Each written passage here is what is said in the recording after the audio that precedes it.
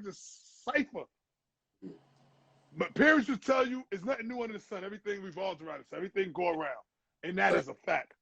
Right. 120, 120, 120 equals 360. This shit is, it's not even complex, kid. It's mad simple.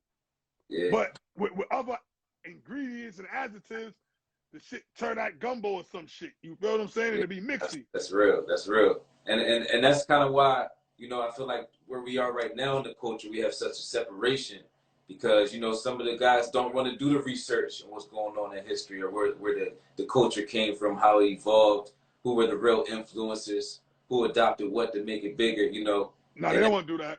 Yeah, that gives a lot of power to the industry now. You know, like you said before, you used to get everything from the streets. Everything was from the streets. You go here, you figure out what's going on in the streets, and then that's what was popular. You know, and I feel like the industry took that formula and used it on us. You know what I'm saying? They'll take what was popular in our neighborhoods, fabricate it to their liking, and then put it on the forefront, man. So just having people like you on my live to be able to really tap in with the history of where the culture really they already is an honor. They already do that. I ran across a book twice in my life. One time I was about a year ago, we was working on a reality show and I did auditions. One of the producers, when I was explaining myself, she got hyped. Like she was hyped. She's like, "Oh my God, you're a lowlife."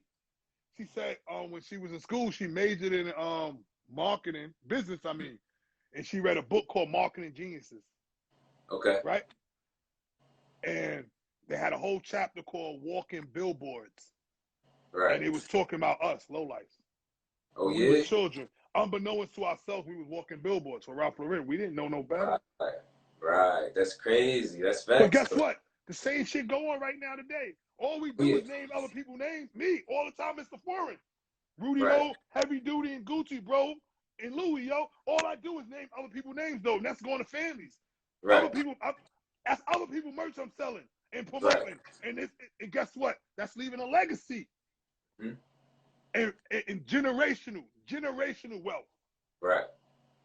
It's a difference. Fuck me just having money. So when I'm dead or when I'm gone, that's it. No, generational wealth. That's real. Gotta have something to pass on, man. And that's the number one thing that we really got coached now is being able to have something, establish it, and be able to pass it on. Whether you here or gone or whatever it is, that thing has to keep going. You know what I'm saying? I got my own thing. I got the Drippy Fish brand. You know what I'm saying? Hopefully that take off, and I'll be able to pass that off to the young. The big fish. Facts. So you know that's real. But you gotta stay. People gotta stay on top of their business, stay on top of their game. Like say for example, shout out to RL Jewelry again, Rack Low. Mm-hmm. Rack been making pendants for about 15 years. Mm-hmm. Low light pendants with our logo. Right. With the Ralph Lauren logos and everything. Don't you know Ralph Lauren emulated him like 2 years ago? Oh, yeah? He sell pendants now. Wow. That's crazy. Okay. Now, I don't know if you can take that as a compliment or not, but what's bad is you don't let them in for no merch.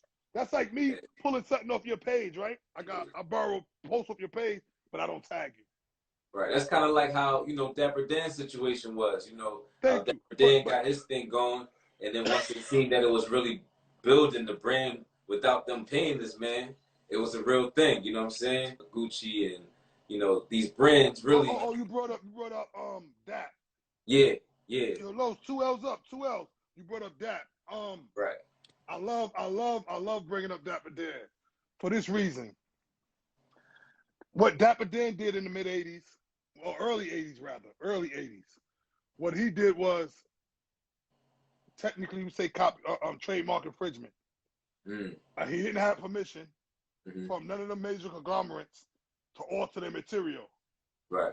Now, what happened was he was an entrepreneur, the same way me and you is. Big fish, low life, we entrepreneurs. Right. He was an entrepreneur from his geographical area, which happened to be Harlem. And of course, his community supported him like they should have, which was the neighborhood hustlers, you know. Alpo, like I said, I brought them up before. Fucking nigga Alpo, AZ, God bless the dead, Rich Porter. You feel what I'm saying? People like that, you know what I mean? they were shopping from a Mike Tyson and Mm-hmm. stuff like that. So now, since they buying from, like I said before, everybody emulated the streets. Right. Even me, I emulated the older peers from my community. Right. That's how life is. Facts. He took it in corporate America, saw that they wasn't making no revenue off of it. Mm-hmm. So they incarcerated him. He went to jail for it. He went to prison for it.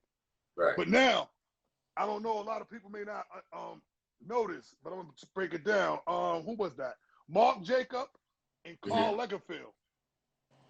Okay. They worked for Gucci and they worked for Louis Vuitton before they got their own business.